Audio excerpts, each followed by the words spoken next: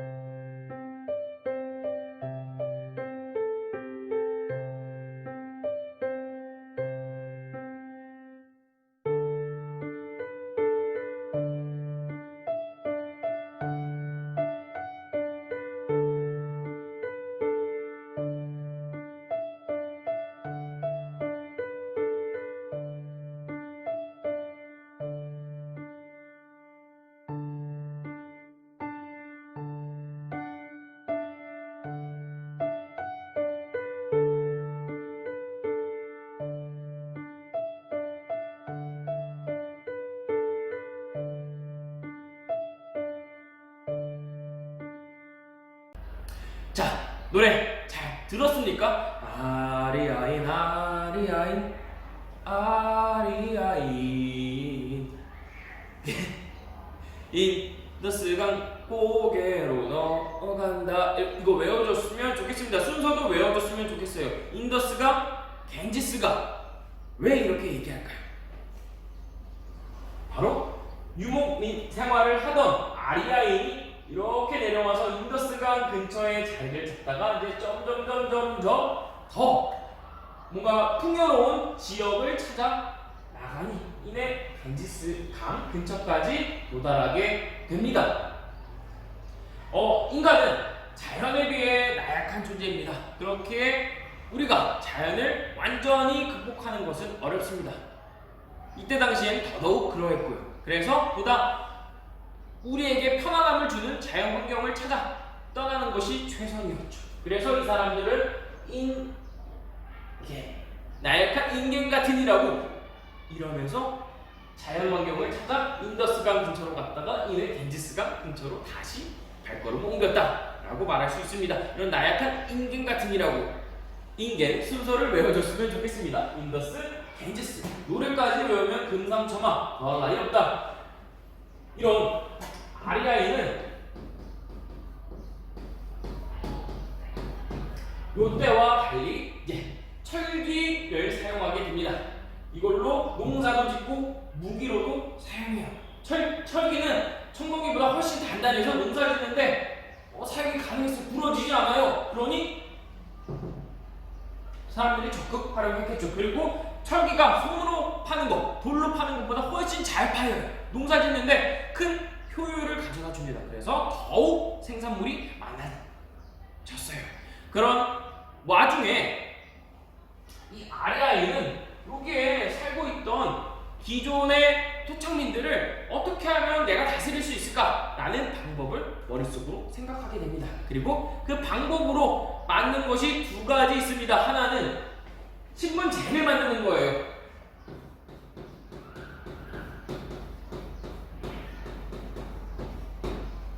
요렇게 우리가 왔는데 나는 제사를 지내는 사람이야. 너희 쉽게 죄를 지으면 벌 받잖아. 그거 내가 방어해줄게. 내가 제사를 주관하면 우리 모두 편안하게 지낼 수 있어.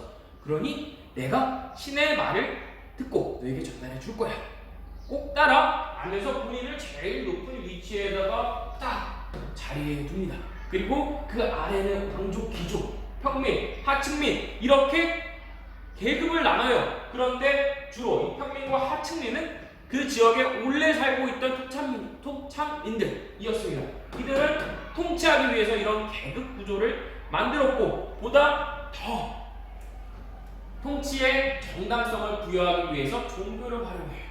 그것을 우리는 이 제사를 지내는 사람 브라만이라는 계급의 이름을 따서 브라만교라고 부릅니다. 바르나는 카스트제랑 똑같은 의미예요. 이 브라만교는 말로만 전파하는 것보다 어떤 경전을 가지고 사람들에게 읽게 하고 말하게 하는 것이 더 효과가 있다라고 생각해요. 경전을 활용합니다. 그 경전의 이름을 우리는 베다라고 불러요. 기독교나 천주교를 믿는 사람들이 성경을 보는 것과 같은 의미이죠. 그리고 이 베다의 경전에 따라 종교 생활을 누렸으니 우리는 그것을 베다교라고도 부릅니다. 같은 의미인 것이죠. 계급의 이름을 따거나 경전의 이름을 따거나 같은 의미로 볼 수 있습니다. 이렇게 아래에 적힌 바와 같이 현지 정착과 통치권 확보를 위해서 이 브라만교를 정신적 통제 수단으로 사용했다. 이해되셨습니까? 막 들어갔는데 내가 여기 통치할 거야 이러면 거부감이 들지 않겠어요? 그러기 위해서 다른 수단을 끌어다가 내가 이렇기 때문에 너희 이렇게 통치하는 거야 라고 이야기합니다. 납득할 수 있게.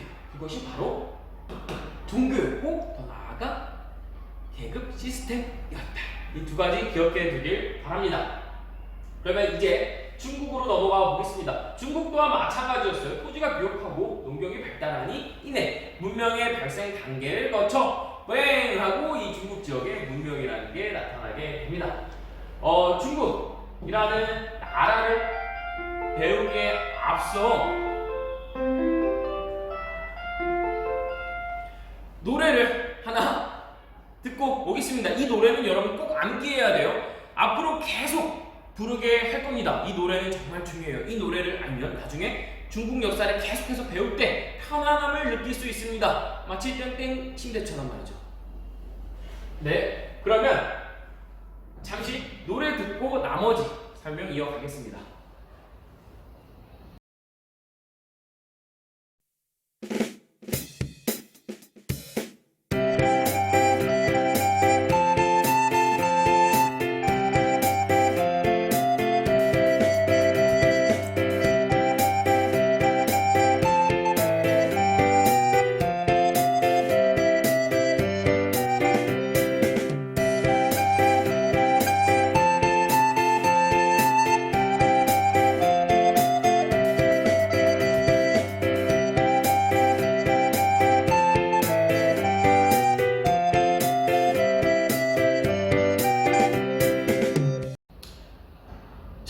노래 다 따라 부르셨나요?